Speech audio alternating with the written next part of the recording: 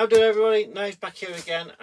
We've got another inbox review to go through. So this time we're going to have a look at Henschel's Hs 129B2 from North Africa. Okay, this is LB 2000 kit. The plastic inside, I believe, is Hasegawa's, and this is in 1/48. Okay, we get those two markings in there, and we get a mass set, I believe. Okay, so what I'll do, I'll put you straight onto the overhead and we'll get cracking. So yeah, like I said, this is Hobby 2000's reboxing of a older Hasegawa kit. I don't know when it was first released. And there you can see on the front we've got the sprue map. Then we've got all the colours, aka Interactive, Alclad, Ammo, Attacker, Miscolor, Rebel and Tamaya. Okay, we open it up and straight away you can see there's not much to this at all. We've got the part 1, which deals with the cockpit tub.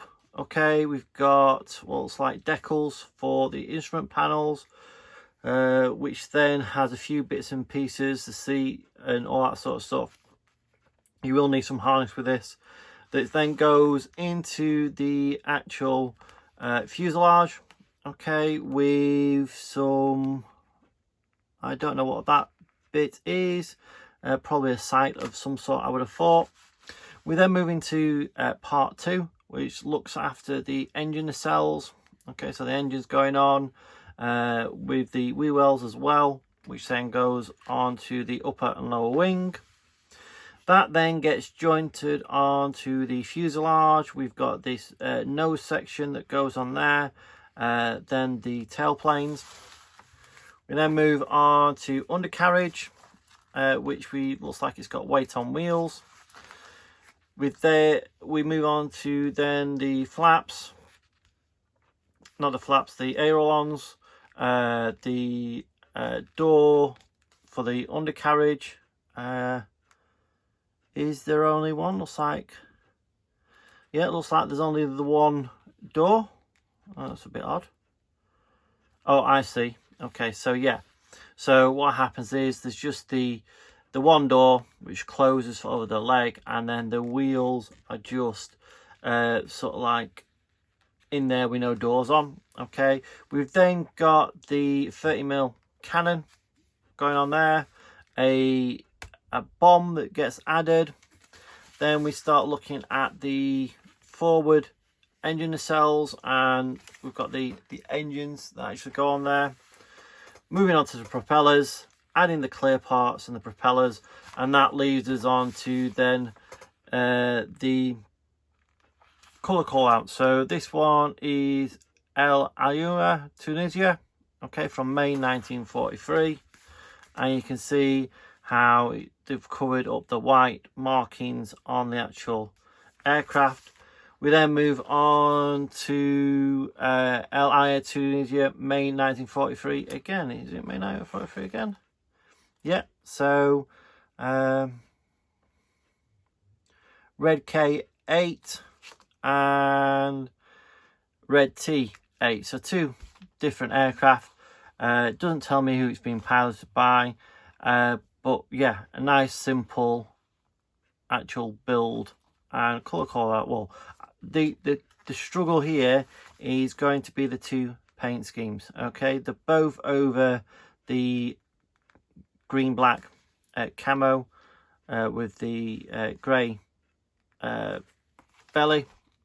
So it's going to be then this squiggly and blotchy mark. Okay, so then let's just move straight into the plastic. Okay, so it comes all in one bag, so I'll just put that over there, and straight away into the actual plastic itself.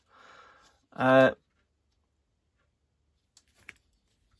can see it's got some really nice crisp panel lines. Like I said, this is a older kit, but it looks really, really nicely done. There's no flash that I can see, and it's looking quite good actually for its age. The engine nacelles there, again, some nice panel line, a few rivets, and then we've got the control surfaces. We've got 2 screws that are the same. So these are for the engine nacelles, for the where we actually put the engines themselves, and the engines look serviceable. Okay, nothing spectacular, but I wouldn't expect it to be in a kit of this age. And then we've got the 2 tail planes. Okay, nothing on the reverse. We move then on to the weight on wheels, the cockpit tub, which has got a bit of detail just in there. Okay, we've got our seat, our instrument panel, the gun. Okay, it's a 2-part gun, which looks like with that you should oh no, because you've got the muzzle or the flash suppressor on the front there. Okay, we've got the landing gear legs, the back armoured plating of the seats, props and stuff like that. We then move on to our wings. Okay, so upper and lower, first sign of flash really on this kit, and again it's got some really nice panel lines, a few bits of rivets and all that sort of stuff.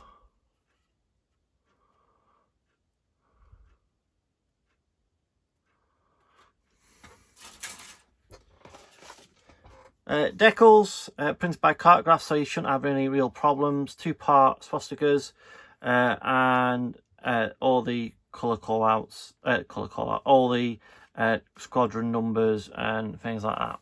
Okay, on any let's just have a look.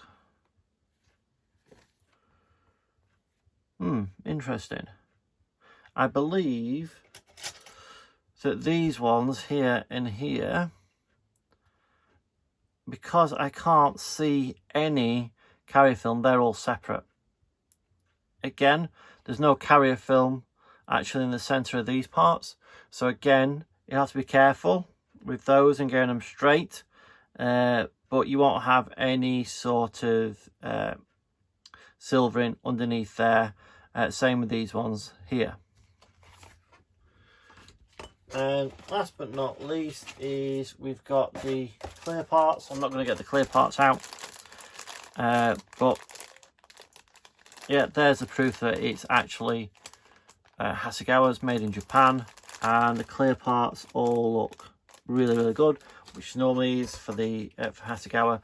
And then we have got the vinyl mass sets. Okay.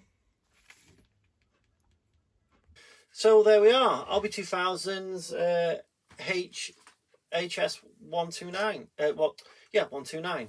So again, there's not much to the kit. Okay, so it should build up fairly easy. If there are problems with it, you know, joint problems, whatever, because there's no rivets on there, you're not going to lose any of the detail on there. So it should build up into a lovely looking model, which if you so wish, you could go to town, you could add lots of rivet detail, you could add engines on there, and it's a very good base for doing that. Okay, anyway, I hope you enjoyed that. That's it from me, and I'll see you on the next one. Bye.